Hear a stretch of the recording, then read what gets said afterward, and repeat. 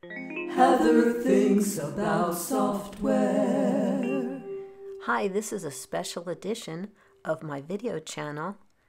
I've taken a break from videos for a few weeks because I've been narrating my audiobook for my new book, From Project to Profit. This video contains the introduction to that book.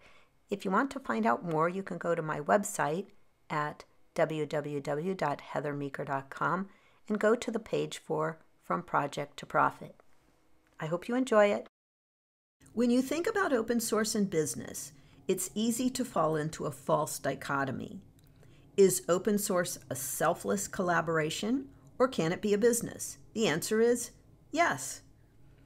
Some open source projects are labors of love and truly selfless gifts to the world, or a form of public service, or a way to establish resume credentials, or other non-commercial community projects that were never intended to belong to anyone.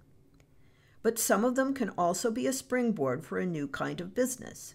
This usually happens when developers who love open source development want to combine their passion with their livelihood. Also, many commercial open source software, or COSS, businesses grow out of non-commercial projects, hobby projects, experimental work, or even projects within large companies with programmers dedicated to open source R&D, like Meta, Google, or Microsoft. This book was written to help developers who are building COSS businesses to find their path from an open source project to a sustainable business.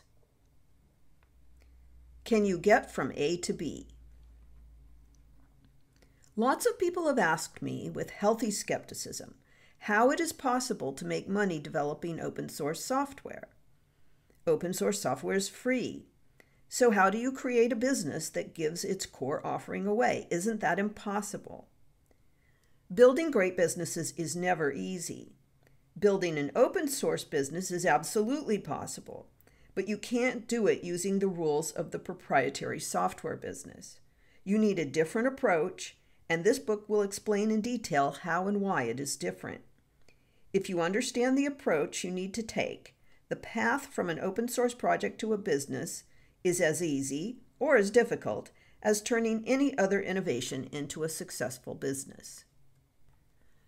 If you are developing software, the approach of the proprietary software business is to maximize protection of your intellectual property, grant limited licenses, and charge as much as the market will bear for those licenses.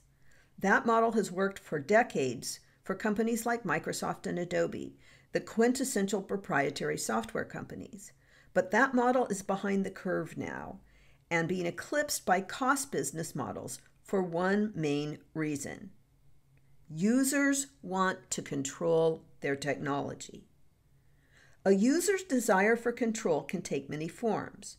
Corporate IT managers need transparency to do proper technology diligence and ensure that products are secure and robust. Developers need source code access to understand how products work, or to customize them, or to ensure compatibility with other software or systems. Even non-developer end users may be curious about how the software they use actually works.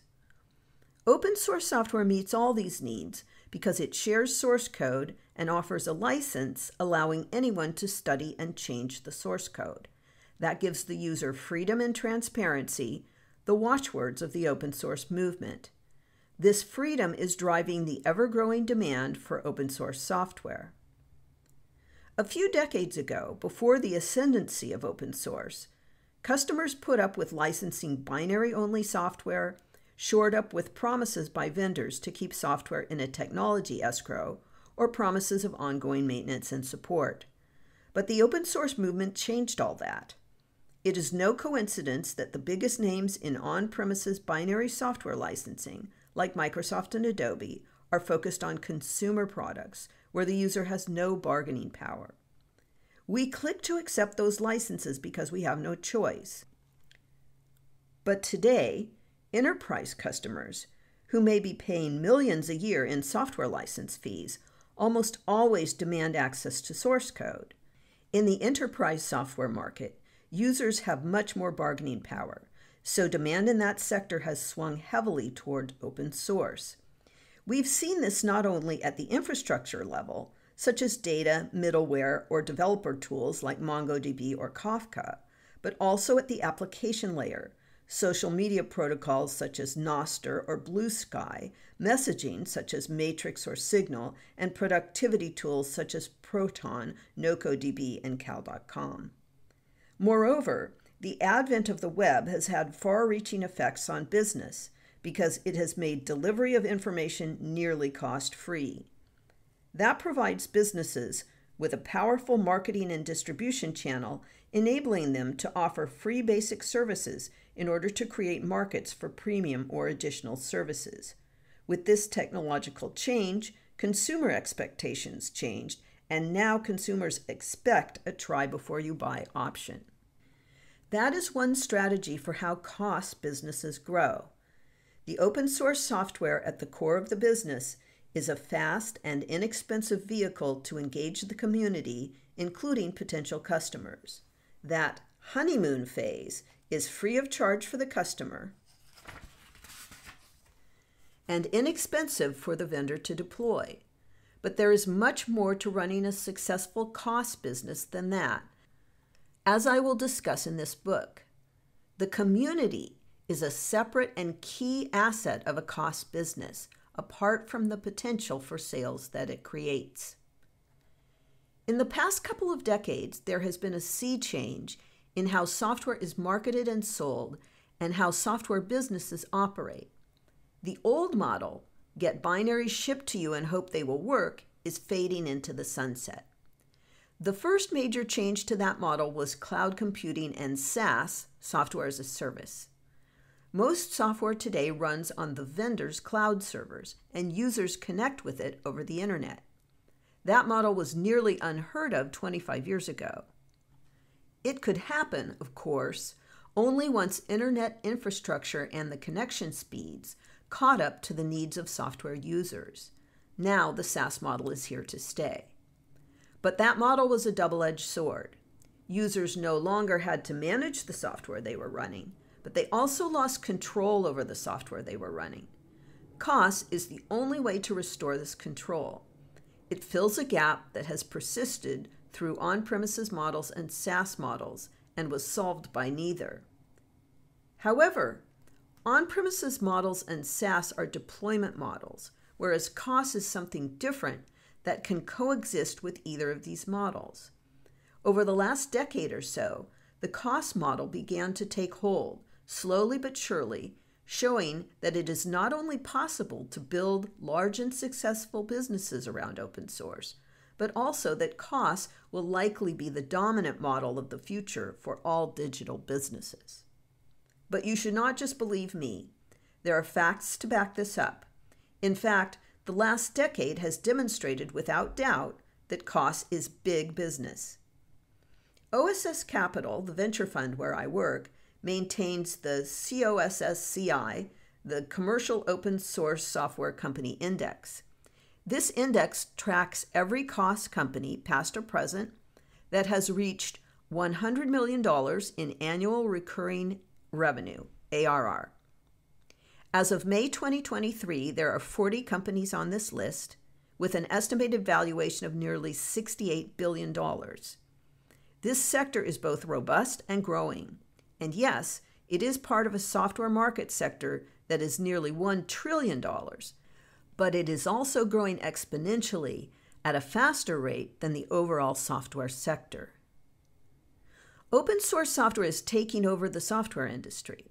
Eventually, it will not make any sense to keep an index like COSSCI because COS business models will become the software industry itself, just like SaaS has taken over the software industry in the last 2 decades. So if you're interested in leveraging your open source project to create a COS company, how do you go about it? How do you go from a project to a successful company? How do you get on this list? If you want to know, let's go. A few notes before we go on. This book could not have existed without the input and ideas of my business partner, Joseph Jacks, JJ. Many of the ideas in this book are ideas I got directly from him.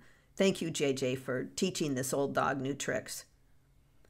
This book was written to help technologists and business people who are interested in open source software development, for investors who want to invest in cost businesses, and for business people who want to make costs a part of their existing business via acquisition or in-house development.